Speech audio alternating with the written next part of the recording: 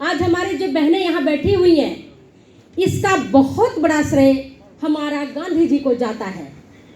गांधी जी ने महिलाओं की जो दुर्दशा देखी, उससे उनका आत्मा करा उठा और उन्हें अपनी माँ से सीखा, पुतलीबाई से, कि महिलाओं को जब तक शिक्षित नहीं किया जाएगा तब तक स्त्रियों की यही दशा और यही दुर्दशा रहेगी।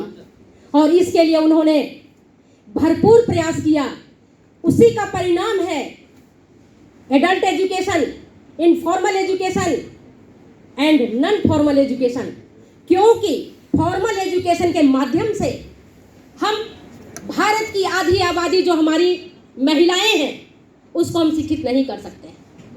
उसके लिए हमें अदर एजुकेशन को लेना पड़ेगा, उनको लिटरेट करना पड़ेगा, क्योंकि शिक्षा ही एक ऐसी साधन है जिसके माध्यम से हम व्यक्ति में सोचने, समझने, विचार करने, तर्क करने की शक्ति पैदा कर सकते हैं।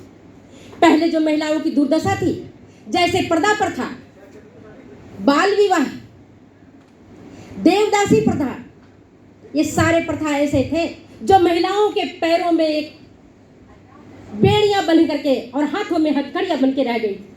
पर्दा प्रथा के कारण महिलाओं का जो हाउस होल्ड कोर्स है वो भी ठीक प्रकार से संपन्न नहीं हो पाता था। अर्ली मैरिज, चाइल्ड मैरिज, आज इस पर बहुत सारे कानून बने हैं। इसके बावजूद भी इक्का दुक्का केस देखने को मिलता ही है कि बाल विवाह कहीं न कहीं हो रहे हैं और हमारे कलेक्टर साहब जा रहे हैं उसको रुकवाने के लिए। काफी हद तक काबू पाया गया है और बाल विवाह को रोकने के लिए जो वर्तमान में जो आज हम कानून देख रहे हैं 18 से 21 वर्ष, लड़कियों के लिए 18 और लड़कों के लिए 21 वर्ष, इसमें बहुत बड़ा कंट्रीब्यूशन हमारे गांधी जी का।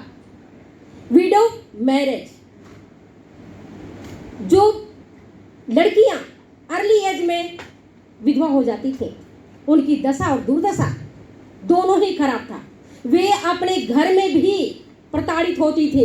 आज तो घरेलू के कानून बन गया, तब इस तरह का कोई कानून, महिलाओं को पीड़ित होना पड़ता था, उनके पास कोई चारा नहीं था।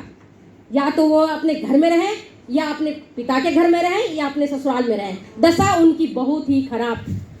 तब गांधी जी ने इस पर जोर दिया कि महिला जो विधवा हो चुकी है, जिनकी उम्र कम है, 10 साल है, 12 साल है, 15 साल है, उसको दोबारा पुनर्विवाह करने दिया जाए। और आज की परिस्थितियों में हम देखते हैं कि महिलाओं को पुनर्विवाह के कानून भी बने हैं और महिलाएं आज जो विडो हैं वो विडोहुड वाली लाइफ बहुत कम स्पेंड कर रही हैं।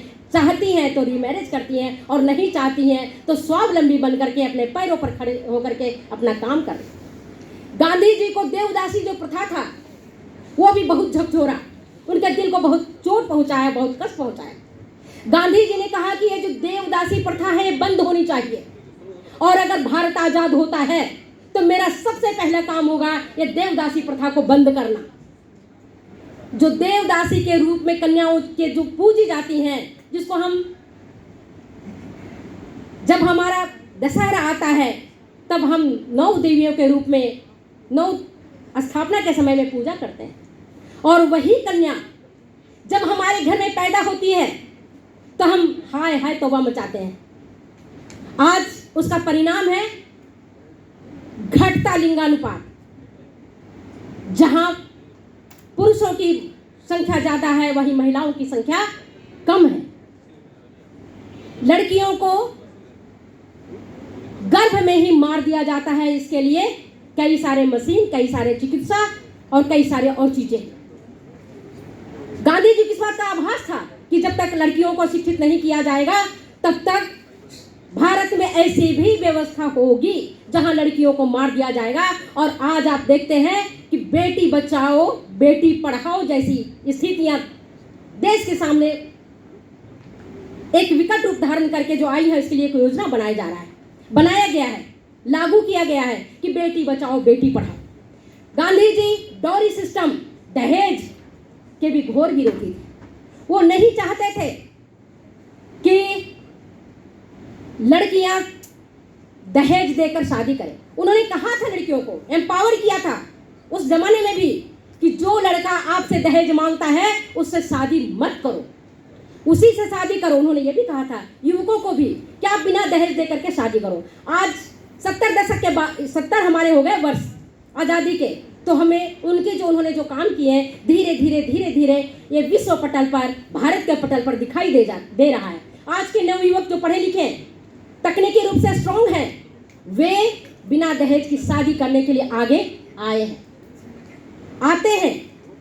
गांधी जी ने इसी तरह से चाइल्ड मैरिज, विडो रीमैरिज, पर्दा प्रथा, इन पर उन्होंने काफ़ी काम किया और इसी का परिणाम है कि आज हम स्वतंत्र रूप से इस भारत भूमि पर, इस मंच पर आकर के उन्हीं के योगदान के कारण हम अपनी बात को आप लोगों के समक्ष प्रस्तुत कर रहे हैं। जय हिंद, जय भारत।